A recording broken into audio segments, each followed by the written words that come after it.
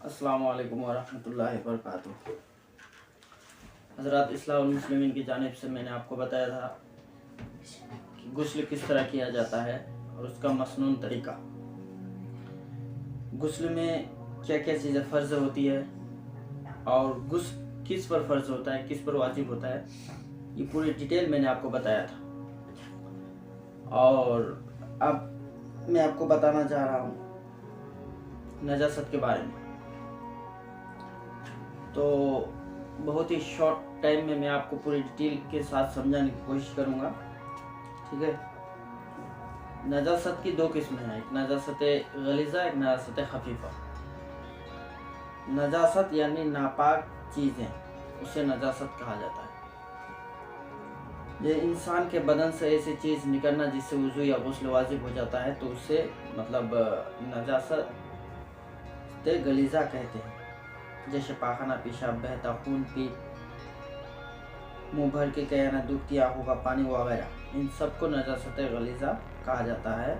और हराम चौपाई जैसे कुत्ता, शेर, मतलब जिसे शरीयत मुतहरा यानी हमारे शरीयत में जिन जानवरों का गोश्त खाना हलाल नहीं है, उन सब का लुआब, झूठा, ये सब लुआब और पाखाना, पेशाब नजासत गलीज़ा में शुमार किया जाता है। अब हर एक जानवर का तो नाम लिया जा नहीं सकता ना, इसीलिए आप अंदाज़ा लगाइए जिन जानवर का गोश्त खाना हलाल है तो उनके पाखना पेशाब को छोड़कर, ठीक है, ये सब। और जिनका हराम है, घोड़ा भी उसमें आता है, ये सब नजासत गलीज़ा है। और हर हलाल जानवर, हराम का आप पहले जान लिया, हर हलाल जानवर जैसे गाय, भैंस, बकरी, बकरा, परिंदा उसमें शामिल है, ठीक है। चौपाई का लुआब, ये सब नजासत गलीज़ा में शामिल होता है। जैसे गाय का गोबर हो गया, गाय की पेशाब, ये सब नजासत गलीज़ा में आता है। जैसे बतख वगैरह, इन सब की मेंगनी और दूध पीता हुआ लड़का हो या लड़की। अक्सर देहातों में ये बात मशहूर है कि जब तक लड़का दाना या फिर लड़की दाना मुंह में ना डाले तो उसकी पेशाब को जो है नजासत नहीं माना जाता है, ये गलत है, ठीक है। अब नजासत खफीफ़ा, ये नजासत गलीज़ा के बारे में हमने आपको बताया। अब नजासत खफीफ़ा किसे कहते हैं? नजासत खफीफ़ा उसे कहते हैं जिन जानवर का गोश्त हलाल है, जैसे गाय, भैंस, बकरा, बकरी वगैरह, इन सब का पेशाब, नीज घोड़े का पेशाब, जिस परिंदे का गोश्त हराम है जैसे कौवा, चील, शकरा, ये सब जो है की बीट नजासत खफीफ़ा में इन सब पाखना पेशाब जो आता है। अब नजासत गलीज़ा मेन बात जो है ये है कि नजासत गलीज़ा बदन या कपड़े पे लग जाए तो उसके बारे में क्या हुक्म है कि उसे किस तरह धोया जाए, पाक किस तरह किया जाए। तो उसे नजासत गलीज़ा किसी के कपड़े में लग गया तो उसे चौथा हिस्सा कितना धोया जाए, कितना मतलब उसे छोड़ा जाए, तो आप उसके बारे में बात करते हैं कि नजासत गलीज़ा आपके बदन, मान लीजिए आपके बदन पे लग गया तो आप किस तरह उसे पाक करेंगे, ठीक है। अगर नजासत गलीज़ा 1 दिरहम या 1 दिरहम से ज़्यादा लग जाए तो उसका पाक करना फ़र्ज़ है। अब दिरहम मान के चलिए, इस जगह इतना, आप दिरहम इतनी जगह पे आपके मतलब नजासत गलीज़ा या इससे ज़्यादा इतने मिकदार में अगर आ जाए तो उसका धोना फ़र्ज़ है। यानी 1 रुपया जो मतलब INR की करेंसी है, रुपया, उसे आप रख दीजिए, वो दिरहम की तरह मान लीजिए। उतना अगर आपके इसमें कपड़े या बदन में उसके बराबर लगे या उससे ज़्यादा तो उसका धोना फ़र्ज़ है। बगैर धोए नमाज़ पढ़ ली या कोई और भी काम, नेक काम कर ली जिसके लिए पाक होना चाहिए, तो वो नहीं होगी, ठीक है। तो यह नमाज के बारे में बताया गया है। तो नमाज अगर पढ़ ली तो नमाज नहीं होगी, और उसे बाद में पता चला कि मैं ये हूँ, तो इस नमाज को दोबारा पढ़ना वाजिब है, ठीक है। और 1 दिरहम के बराबर लगे तो उसका पाक करना वाजिब है। बगैर पाक किए नमाज पढ़ ली तो नमाज मकरूह तहरीमी होगी। पहले मैंने आपको बता दिया था कि 1 दिरहम के बराबर या उससे ज़्यादा नहीं, मतलब 1 दिरहम के बराबर लगे तो उसका पाक करना वाजिब, और दिरहम से ज़्यादा लगे तो उसका पाक करना फ़र्ज। ठीक है, ये बात आप पहले मैं थोड़ा मिस्टेक कर चुका हूँ।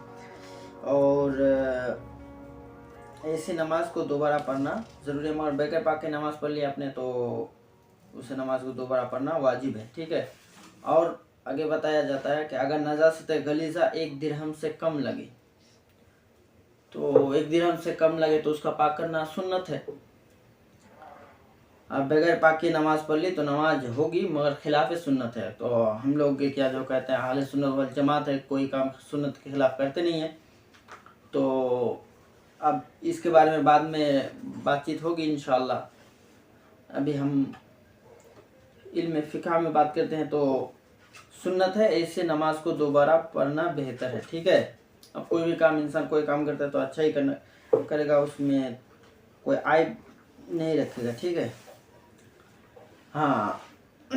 और नजासत खफीफ़ा की क्या हुक्म है? ठीक है, नजासत खफीफ़ा अगर लग जाए कपड़े या बदन जिस हिस्से में लगे, अगर उस हिस्से का चौथाई से कम, मसलन दामन में लगे और दामन का चौथाई से कम लगे, या आस्तीन में लगे या आस्तीन से चौथाई से कम में लगे, या हाथ की चौथाई में कम लगे तो उसका धोना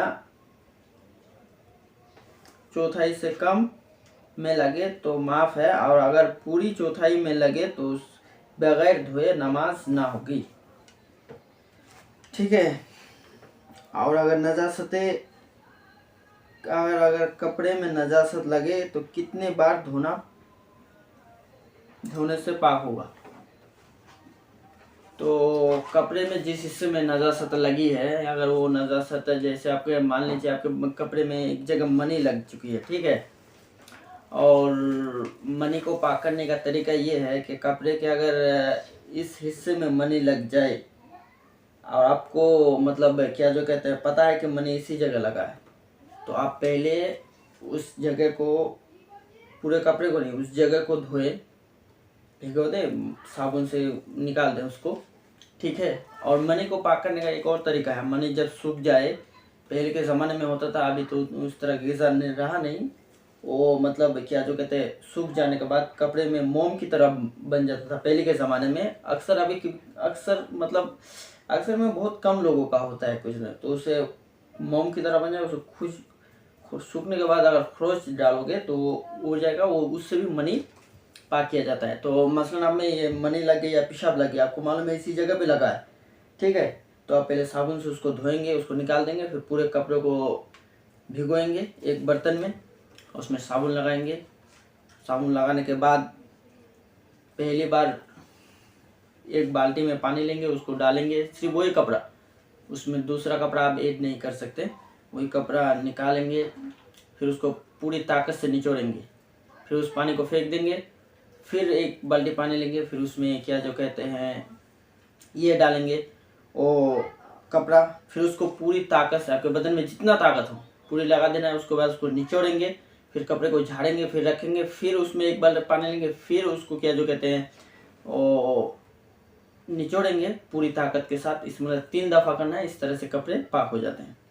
ठीक है, ये थी नजासत गलीज़ा और नजासत खफीफ़ा की क्या जो कहते हैं तफसीलात, जो हमने आप तक बात पहुंचाने की कोशिश की। अगर आपको वीडियो अच्छी लगी है तो लाइक और शेयर कर दीजिए और चैनल को सब्सक्राइब